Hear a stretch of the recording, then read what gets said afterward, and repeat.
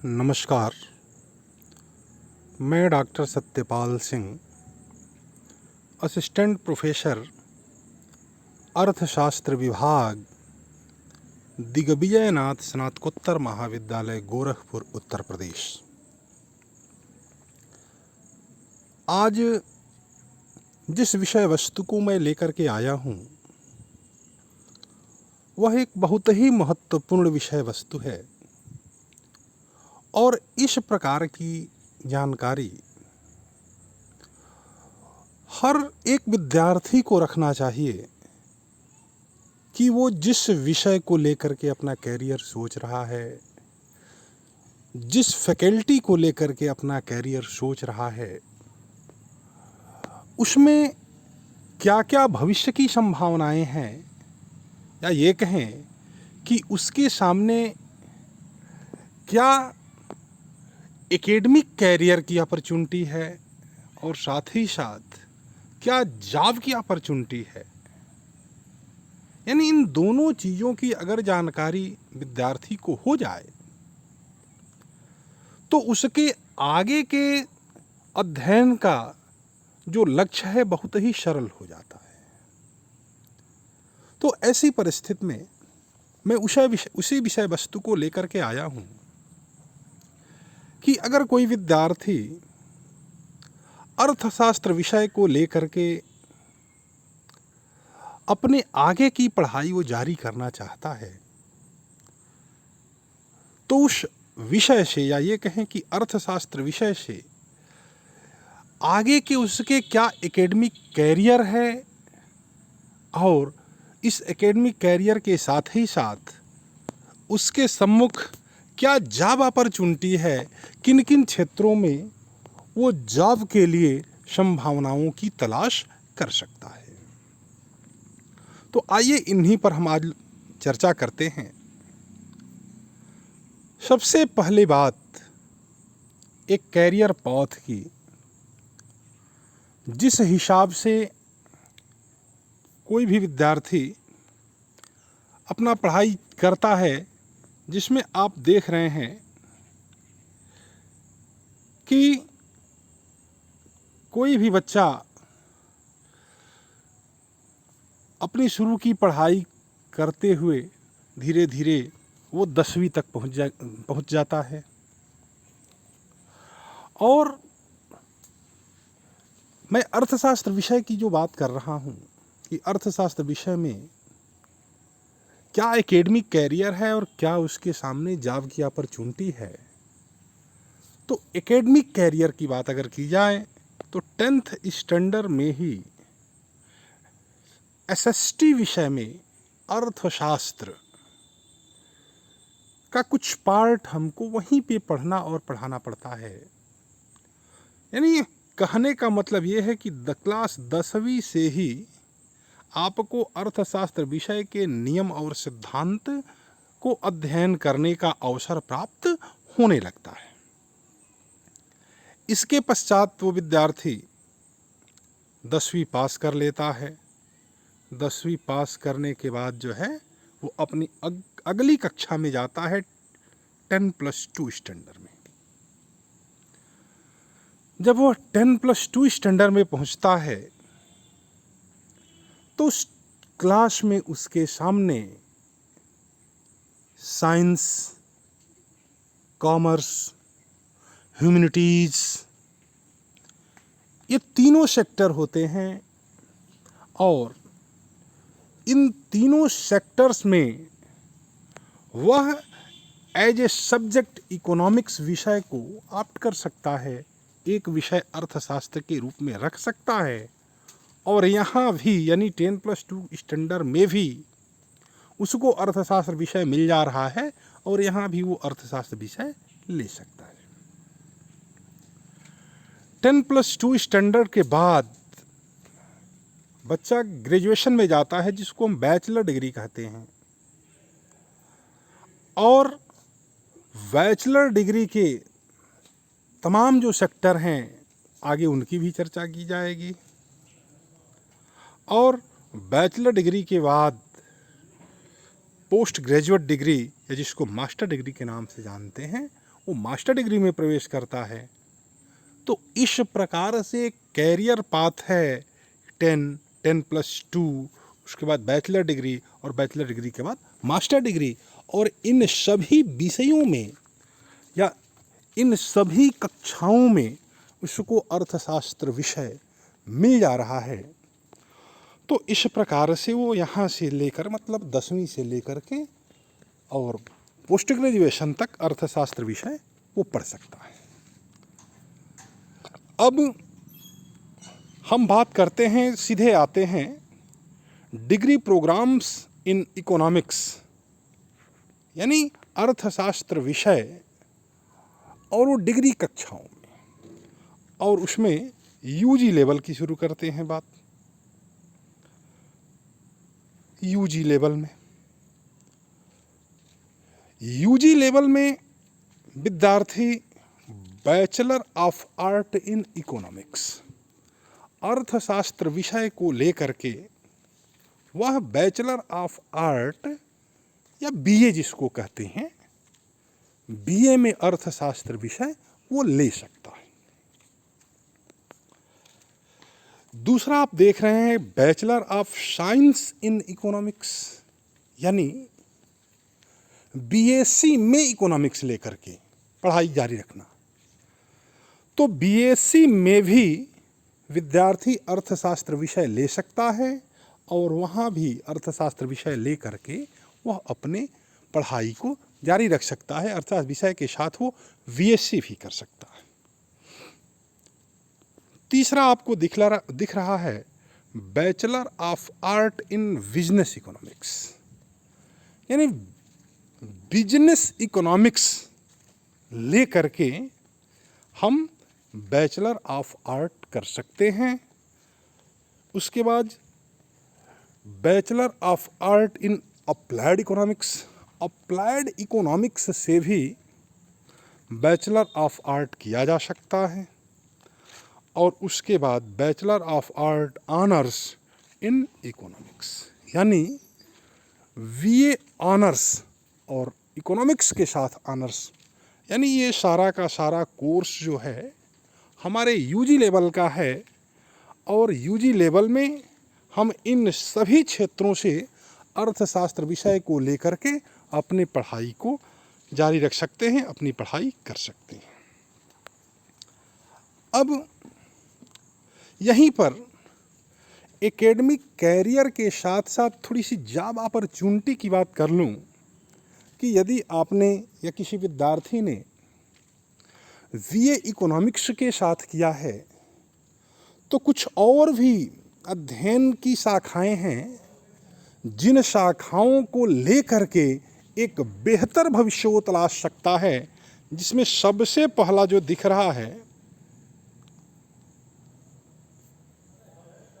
जिसमें सबसे पहला आपको दिख रहा होगा बीए इकोनॉमिक्स। अगर मान लिया बीए में आपने इकोनॉमिक्स लिया है, उसके बाद पास करने के बाद ग्रेजुएशन आपने इकोनॉमिक्स के साथ पास किया, उसके बाद जो है जर्नलिज्म एंड मास कम्युनिकेशन का कोर्स यदि कर लेते हैं,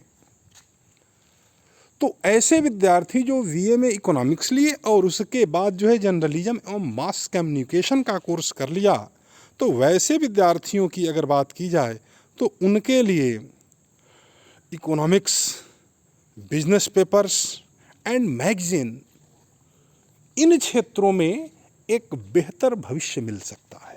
यानी आजकल आर्थिक पत्र पत्रिकाओं का बड़ा ही बोलबाला है और इन आर्थिक पत्र पत्रिकाओं में उन्हीं लोगों को जॉब प्लेसमेंट मिलता है जिन्होंने बीए और बीए में इकोनॉमिक्स और उसके बाद मास कम्युनिकेशन किया। तो यदि आपने बीए में इकोनॉमिक्स ले लिया, इकोनॉमिक्स किया, इकोनॉमिक्स से बीए किया, उसके बाद जो है जर्नलिज्म एवं मास कम्युनिकेशन कर लेते हैं, तो एक बेहतर भविष्य आपको यहाँ से दिखता है। इसके बाद मान लिया कि आपने जर्नलिज्म और मास कम्युनिकेशन नहीं किया, आप बीए इकोनॉमिक्स के साथ साथ दोनों बीए इकोनॉमिक्स कर लिया, उसके बाद जो है आपने एलएलबी कर लिया, जिसको लॉ की पढ़ाई की। तो बीए इकोनॉमिक्स और लॉ, ये दोनों की योग्यता रखने वाले विद्यार्थियों के लिए कारपोरेट लॉयर का सेक्टर जो है बहुत ही हार्ड सेक्टर है, और वहाँ भी एक बेहतर भविष्य आपको प्राप्त हो सकता है। तो हमने देखा कि बीए इकोनॉमिक्स के साथ या बीए इकोनॉमिक्स के बाद इन चीज़ों का अगर आप अध्ययन कर लेते हैं तो ऐसी स्थिति में आपको एक बेहतर जॉब अपॉर्चुनिटी मिलेगी। अब फिर आते हैं कि आप अपने एकेडमिक को ही रिच करना चाहते हैं, एकेडमिक और ठीक हो, तो उसके लिए आपने ग्रेजुएशन किया तो फिर आपको पोस्ट ग्रेजुएशन करना है। तो पोस्ट ग्रेजुएशन के संदर्भ में क्या क्या बेहतर विकल्प हमारे सामने हो सकते हैं। जिन विद्यार्थियों ने बीए इकोनॉमिक्स के साथ किया या ग्रेजुएशन में कहीं भी ग्रेजुएशन में भी उसको जो है अर्थशास्त्र विषय मिला, तो जब ग्रेजुएशन में अर्थशास्त्र मिला तो पोस्ट ग्रेजुएशन में अर्थशास्त्र उसको कहाँ कहाँ प्राप्त हो सकता है। तो सबसे पहला आपको दिख रहा होगा कि master of art in economics, यानी एमए की पढ़ाई अर्थशास्त्र विषय से कर सकते हैं।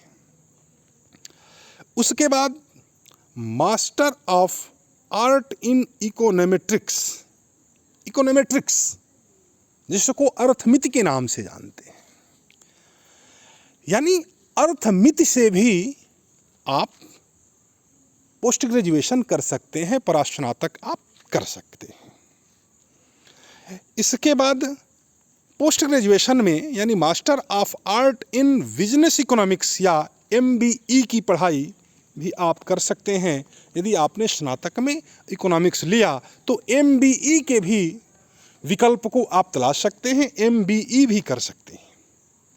एमबीई के बाद आगे का जो है आपके सामने है कि master of art in applied economics. Applied economics से भी आपके सामने एक बेहतर भविष्य मिल सकता है, या अप्लाइड इकोनॉमिक्स को लेकर के भी आप मास्टर डिग्री की पढ़ाई कर सकते हैं, यानी पोस्ट ग्रेजुएशन में आप अप्लाइड इकोनॉमिक्स ले सकते हैं। इसके बाद master of science in economics, जिन विद्यार्थियों ने बैचलर ऑफ साइंस में इकोनॉमिक्स लिया वह अगर पीजी में इकोनॉमिक्स लेता है तो वह master of science in economics के क्षेत्र में आता है।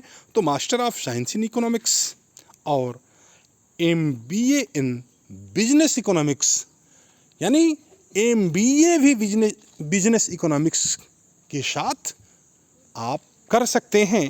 तो ये इतनी चीज़ें ये पीजी लेवल पर हमारे साथ जुड़ती हैं, या स्नातक में कहीं भी आपका अर्थशास्त्र था तो परास्नातक में उसको कैसे हम आगे की पढ़ाई में उसको जोड़ सकते हैं। तो हमने देखा कि पीजी लेवल में अर्थशास्त्र कहाँ कहाँ हम पढ़ सकते हैं। पीजी आपने कर लिया, विद्यार्थी ने पीजी कर लिया। अब उस विद्यार्थी को पीजी के बाद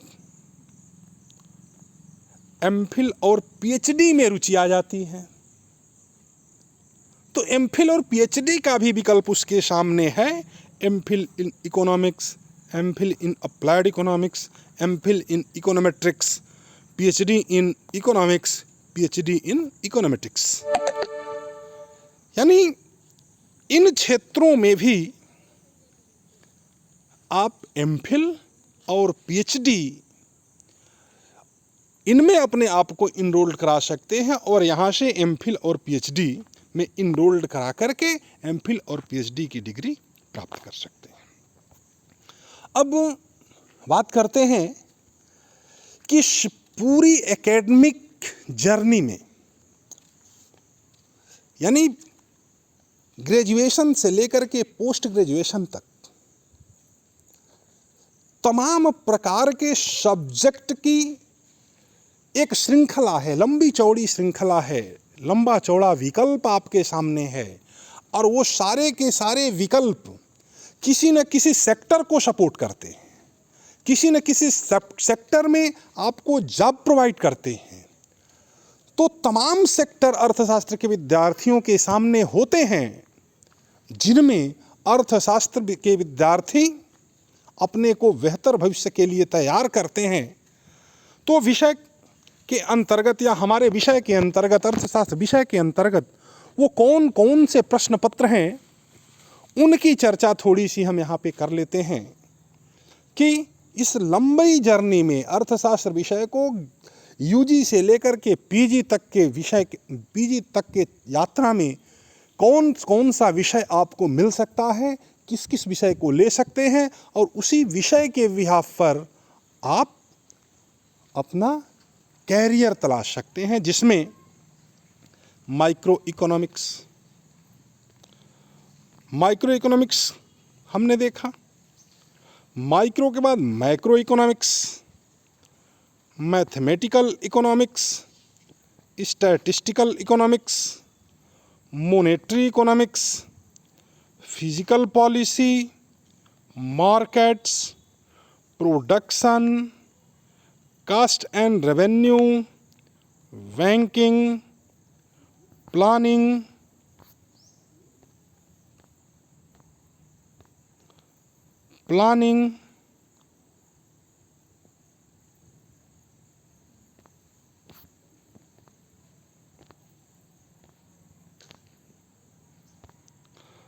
प्लानिंग हमने बताया, method of measuring of national income, income and employment theory, balance of payment, international economics. इसके साथ ही साथ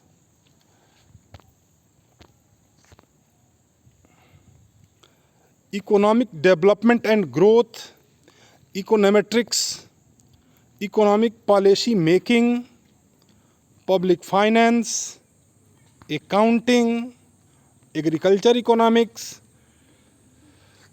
rural health and business development, industrial economics, labour economics, human resource, cooperation, environmental economics, Indian economics, demography, rural economics. कहने का मतलब यह है कि अर्थशास्त्र विषय के पास इतने प्रकल्प हैं, इतने विकल्प हैं, और इन सभी विकल्पों को कोई न कोई क्षेत्र बैकबोन की तरह काम करता है, या कोई न कोई क्षेत्र इसको सपोर्ट प्रोवाइड करता है। तो इन समस्त क्षेत्रों में या इन समस्त प्रश्न पत्रों में आप अपना कैरियर भी तलाश सकते हैं। इन प्रश्न पत्रों के मद्देनज़र आपको आगे की नौकरियां भी मिलेंगी, जिनकी चर्चा मैं आगे करूंगा। तो इन सभी विषयों, इन सभी प्रश्न पत्रों में से आपको जो जैसे जैसे जहाँ का जो रूल है, उस हिसाब से जो है आप प्रश्न पत्र एडाप्ट कर सकते हैं, प्रश्न पत्र ले सकते हैं और अपनी पढ़ाई जारी कर सकते हैं। अब बात करते हैं कि जैसे मान लिया कि बीए के बाद ही हमको नौकरी की तलाश है, तो बीए के बाद ही हमको नौकरी की तलाश है। बीए इकोनॉमिक्स से आपने किया, बीएड कर सकते हैं, बीपीएड कर सकते हैं, बीटीसी कर सकते हैं, टीजीटी कर सकते हैं, यूपीएससी, पीएससी, एसएससी, यानी इन सभी क्षेत्रों में आप बिल्कुल एलिजिबल हैं, और इन सभी क्षेत्रों में आप उन परीक्षाओं को दे करके उस सेक्टर की नौकरियों की तलाश कर सकते हैं, जैसे बीपीएड, बीएड, बीटीसी, टीजीटी, ये सारे शिक्षक बनने के अवसर प्रदान करते हैं आपको। इसके बाद नीचे आपको दिख रहा होगा PGT, post graduate teacher. MA आपने कर लिया, इकोनॉमिक्स ले लिया, तो इकोनॉमिक्स विषय से आप पीजीटी कर सकते हैं, और पीजीटी करके एज ए लेक्चरर, अर्थशास्त्र विषय के लेक्चरर के रूप में आप तमाम सेक्टर में नौकरी की तलाश कर सकते हैं। और मान लिया जैसे आपने एमए कर लिया, इकोनॉमिक्स विषय लिया, एमए कर लिया, और एमए में आपके पास 55% मार्क है, तो ऐसे कैंडिडेट जिसके पास 55% मार्क्स एमए में आ गया है, वो कैंडिडेट एमफिल और पीएचडी या नेट ऑफ जेआरएफ के लिए एलिजिबल हो जाएगा और जो पीएचडी, एमफिल या नेट जेआरएफ पास विद्यार्थी है वह जो है as a assistant professor university और कॉलेजेस में एक बहुत बेहतर विकल्प प्राप्त कर रहा है।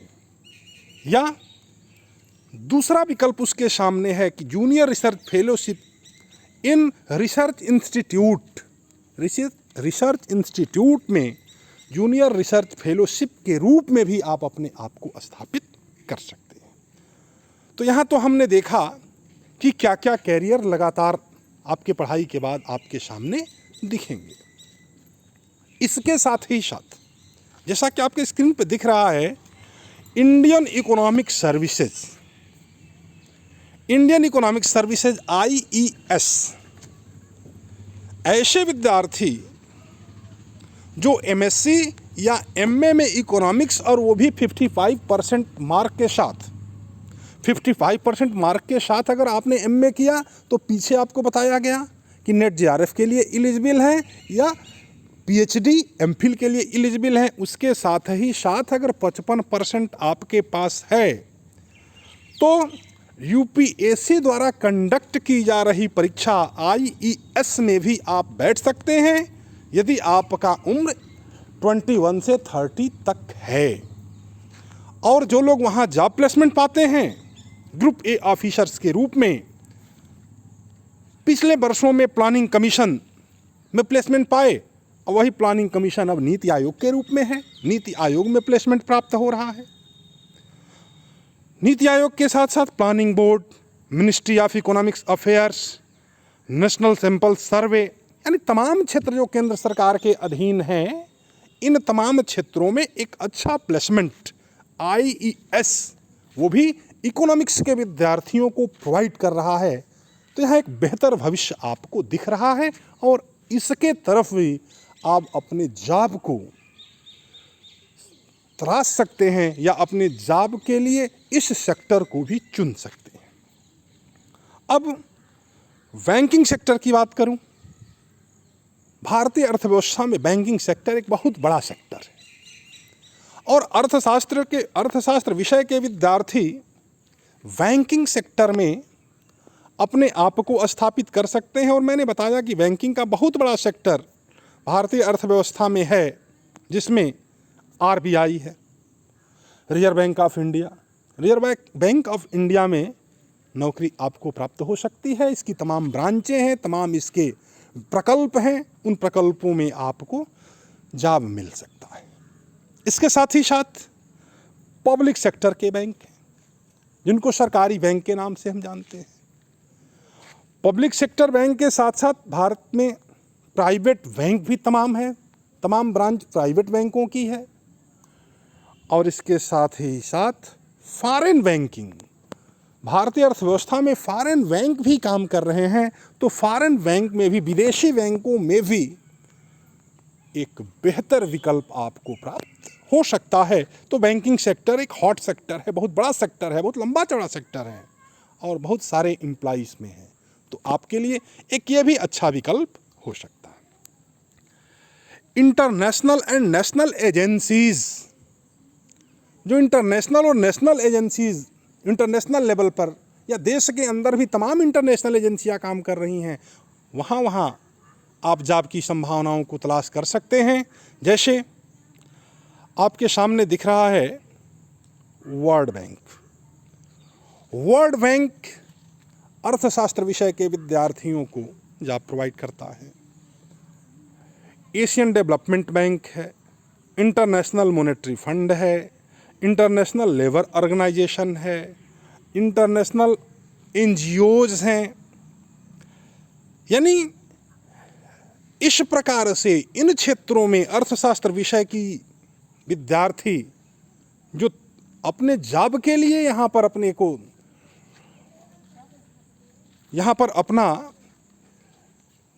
कैरियर बना सकते हैं। उसके साथ ही साथ टैक्स कंसल्टेंट के रूप में, कैपिटल मार्केट में आपको जॉब मिल सकता है, मनी मार्केट में आपको जॉब प्राप्त हो सकता है, कमोडिटी मार्केट में, म्यूचुअल फंड सर्विस सेक्टर। यानी ये सारे सेक्टर आपके लिए खुला है। इन सभी सेक्टर में आप अपने आप को खड़ा कर सकते हैं, स्थापित कर सकते हैं और एक बड़ा सपना भी देख सकते हैं इन क्षेत्रों में। तो हमने देखा कि बैंकिंग सेक्टर बहुत बड़ा सेक्टर है। बैंकिंग सेक्टर के साथ नेशनल और इंटरनेशनल एजेंसियां हैं जहां हमको जॉब मिल सकता। अदर सेक्टर जो भारतीय अर्थव्यवस्था में काम कर रही है, उन सेक्टर की हल्की फुल्की चर्चा मैं यहाँ करते हुए आगे बढ़ूँगा, जिसमें आपके सामने जो विकल्प हैं उन विकल्पों को तलाश करते हुए, विकल्पों को बताते हुए मैं आगे बढ़ूँगा, जिसमें प्रोफेशनल इकोनॉमिस्ट, व्यावसायिक अर्थशास्त्री के रूप में आप अपने को स्थापित कर सकते हैं। फाइनेंशियल रिस्क एनालिस्ट यानी वित्तीय जोखिम विश्लेषक।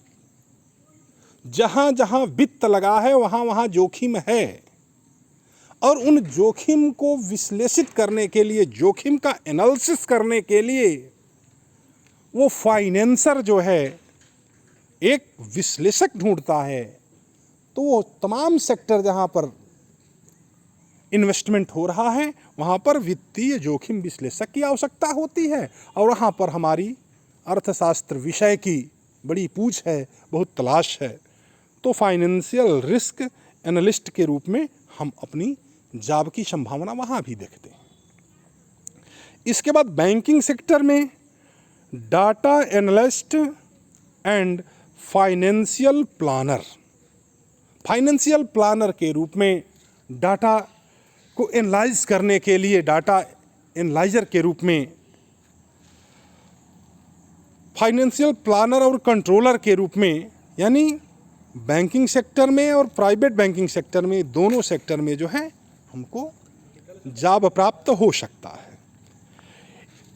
इक्विटी एनालिस्ट के रूप में हमको एक जॉब की संभावना अर्थशास्त्र विषय के विद्यार्थियों को दिखती है। कास्ट अकाउंटेंट के रूप में, इकोनॉमिक रिसर्चर के रूप में, international economist, industrial economist, labour economist यानी इंटरनेशनल इकोनॉमिस्ट, ये स्पेशलाइज्ड है इंटरनेशनल इकोनॉमिक्स पढ़ने वाले विद्यार्थियों के लिए। इंडस्ट्रियल इकोनॉमिस्ट के रूप में वो विद्यार्थी स्थापित होते हैं जो कहीं ना कहीं अर्थशास्त्र विषय के अध्ययन में इंडस्ट्रियल इकोनॉमिक्स का अध्ययन किए हैं। लेबर इकोनॉमिस्ट के रूप में जो हमारे विद्यार्थी लेबर इकोनॉमिक्स लेकर के अध्ययन करते हैं वो यहाँ पर स्थापित हो सकते हैं। इन्वेस्टमेंट एनालिस्ट के रूप में आप जॉब प्राप्त कर सकते हैं। इसके साथ ही साथ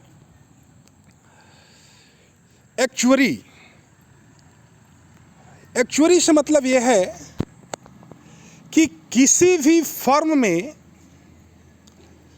आने वाले उतार चढ़ाव, होने वाले खर्च, आने वाले आय का एक गणक होता है। वो गणना करता है कि वह सेक्टर लाभ में चल रहा है, नुकसान में चल रहा है, किधर चल रहा है, जिसको हम ठेठ में या अपने भाषा में मुंशी का नाम दे सकते हैं कि इन हर सेक्टर में एक एक्चुअरी की आवश्यकता होती है, मुंशी की आवश्यकता होती है। तो यहाँ पर भी आप एक जॉब की संभावना के रूप में इसको देख सकते हैं। स्टैटिस्टिक का विद्यार्थी अगर आप रहे हैं, बीए से लेकर के एमए तक आपने, या ये कहें कि स्नातक से लेकर के परास्नातक तक आपने स्टैट्स कहीं पढ़ा है, तो स्टैटिस्टिक ऑफिसर के रूप में अपने को स्थापित कर सकते हैं। रिसर्च एरिया में आप अच्छा जॉब पा सकते हैं। कोऑपरेशन का पेपर यदि आपने पढ़ा है तो आपके लिए स्पेशलाइज्ड है कोऑपरेटिव सेक्टर और कोऑपरेटिव बैंक। यहाँ आपके लिए जॉब की प्रबल संभावना दिखती है। Development economics, natural resource economics, rural economics, industrial economics, resource economics, यानी इंडस्ट्रियल तक की अगर मैं बात करूं तो ये तो हॉट सेक्टर हैं ही। इसके साथ बात आती है resource economics, environmental economics, agriculture economics, यानी ये जो सेक्टर हैं यहाँ पे एज ए साइंटिस्ट के रूप में आप स्थापित हो सकते हैं। उसके बाद एग्रीकल्चर इकोनॉमिक्स, बिजनेस इकोनॉमिक्स, ये भी हॉट सेक्टर है, यहाँ भी जॉब की प्रबल संभावना है। तो हमने देखा क्या कि अर्थशास्त्र विषय को लेकर के जो विद्यार्थियों के सामने एक भ्रम की स्थिति रहती है कि इस विषय से क्या क्या जॉब की अपॉर्चुनिटी है, या क्या क्या एकेडमिक कैरियर हम आगे बढ़ा सकते हैं, एकेडमिक क्या कैसे कैसे रिच कर सकते हैं अर्थशास्त्र विषय को लेकर के, तो हमें उम्मीद है कि वो आपकी तमाम संभावनाएं या तमाम प्रश्न जो आपके मन में उठ रहे होंगे कि अर्थशास्त्र विषय को लेकर के हमारा कैरियर कहाँ जाएगा, कहाँ कहाँ हमको प्लेसमेंट मिल सकता है, तो हमें उम्मीद है कि इन सब बातों से, आज के बातों से आपको बहुत कुछ जानकारी प्राप्त हो गई होगी और अर्थशास्त्र विषय में अपना भविष्य तलाशने में, अपने भविष्य को बनाने में एक मील का पत्थर साबित होगा। या ये कहें कि आज का लेक्चर या आज का ये क्लास यदि आपको आपके अध्ययन में ये थोड़ा भी मदद करे, तो आज का ये अध्ययन और मेरा अध्यापन एक मील का पत्थर साबित होगा और यह साबित करेगा कि मैं आपके प्रति या आपके भविष्य के प्रति जो आपकी संभावनाएं हैं, मैं उस पर कहाँ तक खरा उतर पा रहा हूँ। तो बहुत बहुत धन्यवाद आप सबको। और आज का ये वीडियो अगर आपको अच्छा लगे तो अपने आगे तक भी इसको पहुँचाने का प्रयास करें। बहुत बहुत धन्यवाद।